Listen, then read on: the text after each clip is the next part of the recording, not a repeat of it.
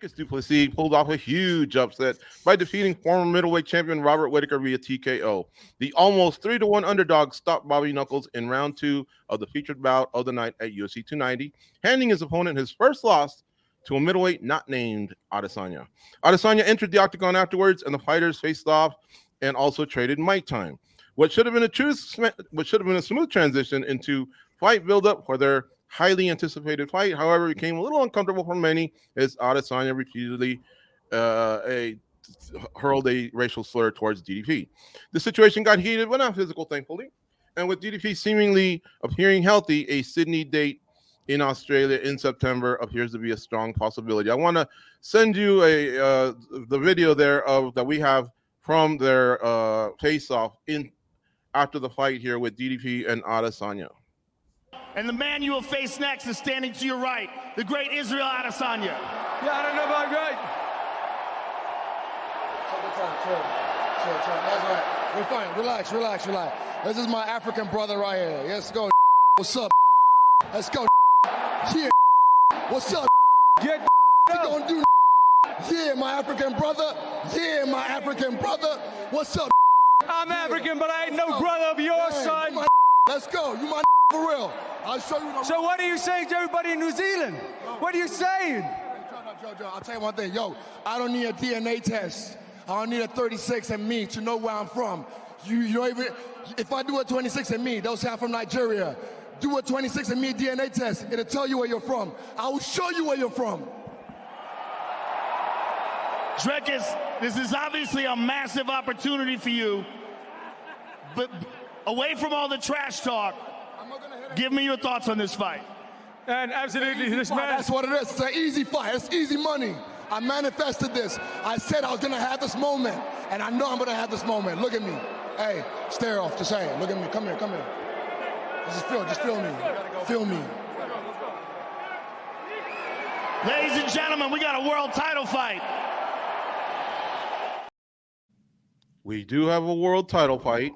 We got a quick result, which means I think September in Sydney is possible. Dricus Du Plessis was asked about this, and he said, hey, look, just let me relax a little bit. Let me think about it. Dana White, same thing, said let the guy get home, and then we'll see if we can do it. But, of course, one of the topics that came up during the press conference was the tone of, where this fight could be headed a little bit there.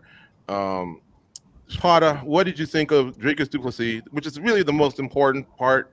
We got to give this guy some respect. At least I do, because I gave him no shot. So there's a big egg on my forehead right now. And then, of course, the post-fight, your thoughts there.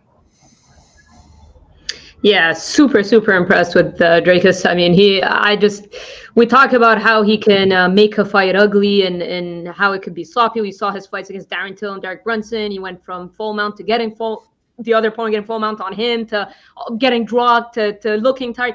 He actually looked composed and he looked technical. I thought he looked strong. I was very surprised with him on the ground. I know he's got a ground game, but I did not think he could handle Whittaker on the ground like that. I thought he looked very impressive. Not much to say. I mean, it's not that I gave him 0% shot, but I think we were kind of all under the impression that he could catch Whittaker as opposed to put on this type of performance. He just out-muscled him, he out-powered him, and he looked really good. So I was very impressed with his performance. Okay, Mike, how about you? What were your thoughts on the fight? Again, you were there, so you can probably add a little bit more to the rest of us that weren't, the feeling of the upset as it happened, and then I guess the tension afterwards.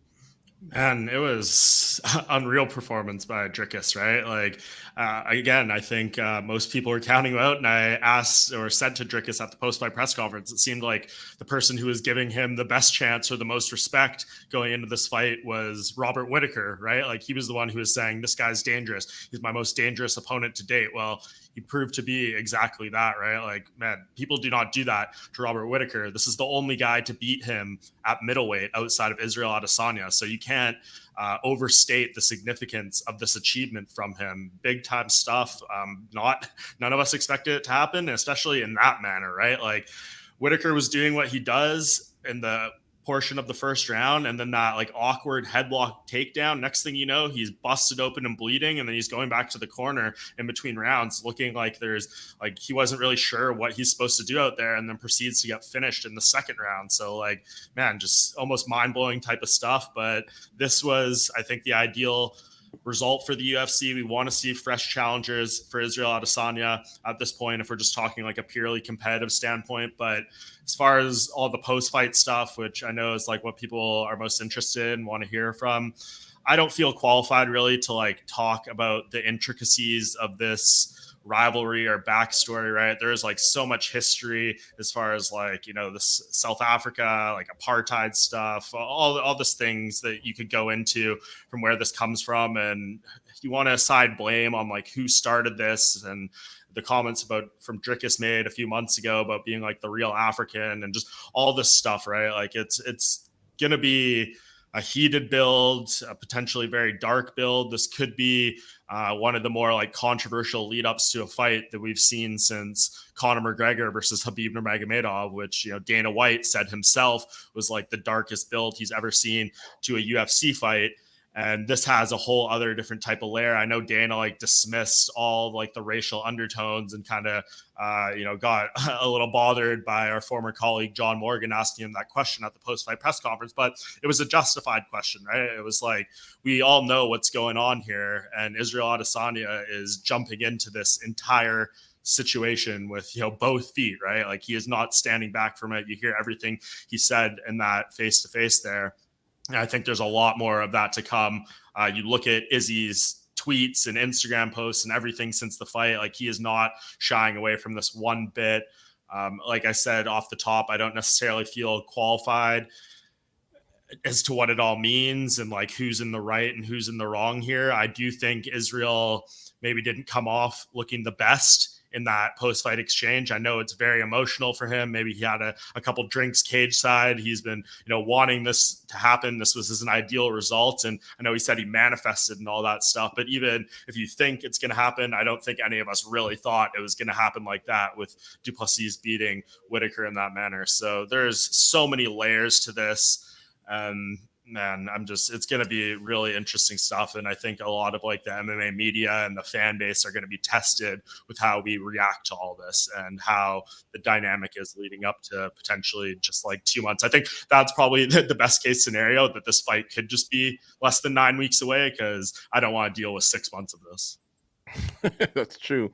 All right, Goes. How about your thoughts on the massive upset by DDP and, of course, the exchange they had in the Octagon there? Well, I think it was one of the first comments in our chat, right? The guy that you gave a wedgie to, I forget what his name was, but he said, you guys got to apologize to this guy. We counted him out. A lot of people did. I think one of our topics last week was, have you ever seen a fighter that's been counted out more than DDP? And he came out and he not only got the victory, but he got the finish. You know how tough that is? Like, Robert Whittaker is such a tough fighter, and he was able to do that. He looked great, showed massive improvement. And then you set up this fight here with Israel Adesanya, and early on, like you look at the improvements that that DDP has made. If he can do that again, like, we have a hell of a fight in front of us, and I'd be very, very excited to see it. And as Mike said, there are other things that happened, and look, I don't want to get too much into that, but what I do want to get into is Israel Adesanya's mindset. I don't know how to describe this. Like, it really gets to me, because to me, he's one of the greatest mixed martial artists I've ever seen. Okay. But he doesn't really conduct himself like that. There's an old saying, if you're the man, you don't have to tell people you're the man, right? Michael Jordan, Tom Brady, they didn't spend a lot of time telling you how great they were. You just look at all their accomplishments, their demeanor in their games, they're the man. When you're the man, you don't go to other people. They come to you. And Israel Adesanya just seems so rattled by DDP, and not just DDP, it's been other people. And so that's the one thing that I took out when they put them in front of, is I wish he had more of that mindset of, I'm the man and I'm just going to prove it in the cage. I don't think you need to get into people's faces and say the things he said. That was just something that kind of didn't belong in a UFC broadcast. And that was unfortunate, but Isn't it crazy? You know, I think a week ago we were talking about Sean Strickland and maybe this guy could be the guy. Like this sport is a what have you done for me lately sport. And here we are again. And this is a great fight. And he might still be the guy because we still don't know. I mean, DDP's got to go 10 hours to London, 10 hours to South Africa, decompress, and then think if he wants to hop on another plane and go to Sydney in about 8 weeks. That's a lot to ask for, even though he did come out unscathed. But, you know, we've seen stranger things. I think Marino and Figueiredo turned it around in 3 weeks. So anything's definitely possible. The only thing I will say is I wish Dana wouldn't have been so quick to dismiss it. That shows me he's a little uncomfortable with the topic, because the first thing I think of was he said, "Who gives a shit? Who cares?" Well, DDP kind of cared, and that's one of the two combatants in the fight. And so, I don't know, just a little bit more of look at the code of conduct that you kind of came up with years ago, and then try and at least navigate through that a little bit better than dismissing it as it's nothing. Because, like Mike pointed out brilliantly, by the way, what happened with Connor and Habib, you know, it touched on religion and race and things like that, and obviously you saw how that resulted. So we're just saying, I love when the fighter goes into the octagon. I love that build up. All right, and I know he doesn't, but for other reasons. I think more because of security reasons, and I get that. But I love it. But at the same time, Izzy could have said, "I'm gonna whoop your ass" about a million other ways, you know, and it still would have came off as an epic promo. So yeah, like it goes, good stuff. Conduct yourself like what you are, a future Hall of Famer representing a continent and another country that you know made one of your own as well in New Zealand, your team and all that, and just go do your thing. One more chance. Anybody else want to chime in anything on the upset, the face off, or anything before we move on? Because I know this was a tough one, but you guys did great. I think it's just going to be interesting to see how the UFC handles this going forward, right? Like we had this moment, the fight isn't booked yet. We don't have a date. We haven't had like a press conference with them together and all that stuff, but this is obviously going to be part of the buildup. And we haven't really had a UFC fight in this manner. Like the Habib and Conor stuff was a little bit of a different dynamic. This is seemingly more about race. And I know like, you know, boxing has had build-ups to fights that involve that kind of stuff, but we haven't really had a UFC fight of this magnitude that included this kind of build. And we'll see, like, if the fight does happen, is the UFC gonna lean into this whole thing with their promotion of the fight, or is it gonna be something that they try to kind of snip, like, you know, nip in the bud a little bit and try to not build up that angle? But man, we've seen the UFC with stuff like this before.